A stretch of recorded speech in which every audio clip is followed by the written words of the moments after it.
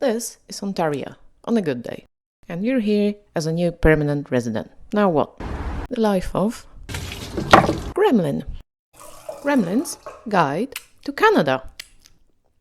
Well, now, of course, you have your whole new life to organize, and we'll get to the telecoms, groceries, utilities, banking, and general cost of living soon enough. But first, there are some formalities. Namely, 1. Social insurance number. 2. Ontario driver's license. 3.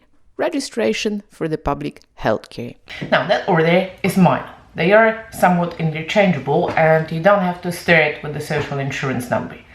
But you'll need it eventually for employment, for benefits, for tax authorities here and back home.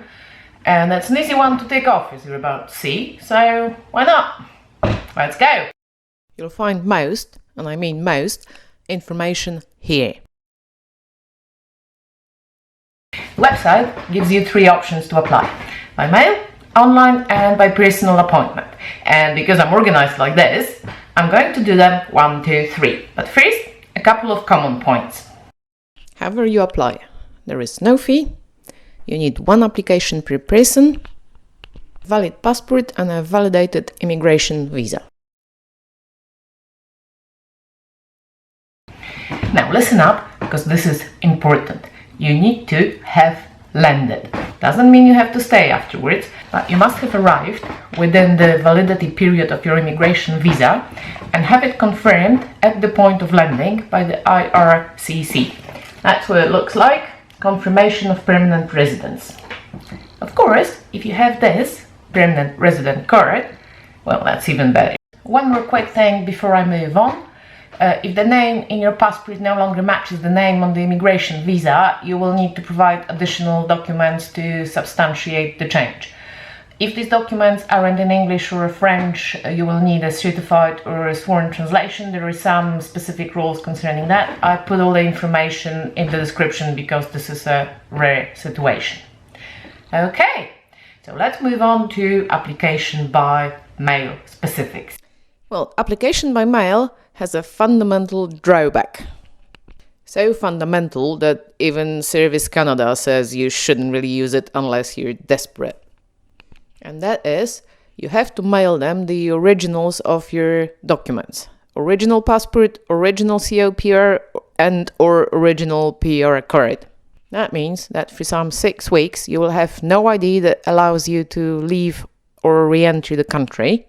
Not to mention that things do get lost in the mail. But if you're happy to live with that risk, there is also a plus side. Namely, in your application, and the document is available under the link on the screen now, you need to state your mailing address. Now, contrary to what might appear from the address box in the form, it has to be an address in Canada, but it doesn't have to be your address. You can state a third party there if they're happy to pass your mail to you, and you don't have to prove any link to that address. A little bit more information on mailing your application in the description. You'll only be paying the postage one way. Expect about $12 for registered letter. So that was it on application by mail. You're not keen on parting with your documents? I totally get it. You can apply online. This is currently Service Canada's favorite way of receiving your application, and electronic copies of your documents are sufficient. But there is a catch. That being, once again, you have to fill out an application. It's available under the link on the screen now. There, you have to give a mailing address, and this time it has to be your address and you have to prove it. Well, this is Service Canada's definition of proof of address. I'll just leave it here on the screen for a little bit longer. So, as you can see, a lot of things will do. Bank statements, credit card statements, utility bills. Of course, if you want to do it from Canada, well, you will have to wait until you have any of these. And there are 2, well, I won't call them loopholes, maybe facilitations.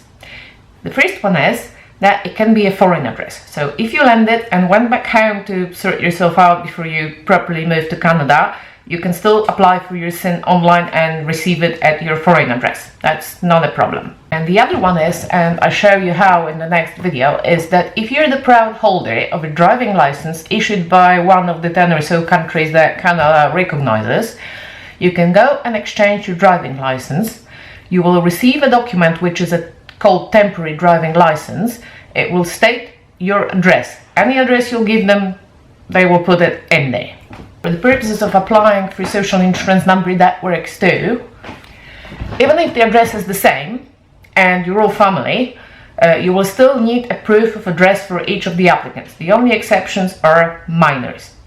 So while technically children over 12 can apply on their own, if you choose to apply online, well, that might rather complicate things, unless of course they already paying your bills or running their own financials. One last couple of, to me, fairly obvious points, but just for the sake of completeness.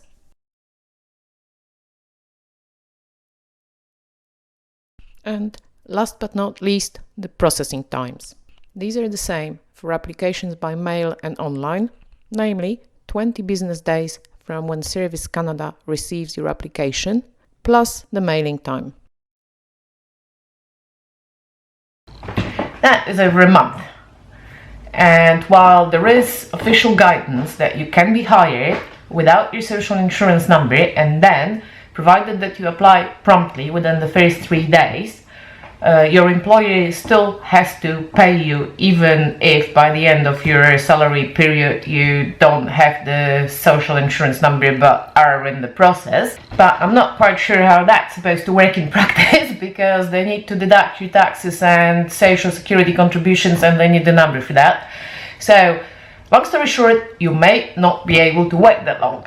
In which case, what you can do is try to apply for a personal appointment with Service Canada. In the pre-COVID world, this used to be the easiest way. These days, it's heavily discouraged. You have to pre-book an appointment. To do this, you go to their website, link on the screen now, to book the service, and they will phone you back within 2 business days, and actually I've tried it out and they did, to confirm the date and time.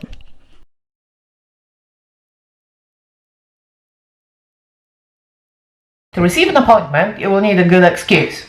But according to the Service Canada helpline, pending employment and or lack of permanent address in Canada is one of those. If you do succeed, then basically all you need is the applicant, their passport, and their confirmation of permanent residence or permanent resident card.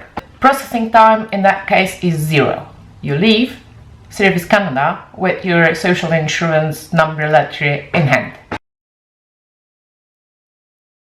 Once you have it, don't give it to anybody and don't lose it. Actually, mainly don't give it to anybody, because if you lose it, you can apply to Service Canada for a letter of confirmation. Your social insurance number is one for life, and the only things that you will have to update after you got it are your name and your gender designation, should any of those change. And that is it for number 1 on my list of formalities and for this video. And in the next one I'll proceed to number 2, which is how to get Ontario driver's license. See you then!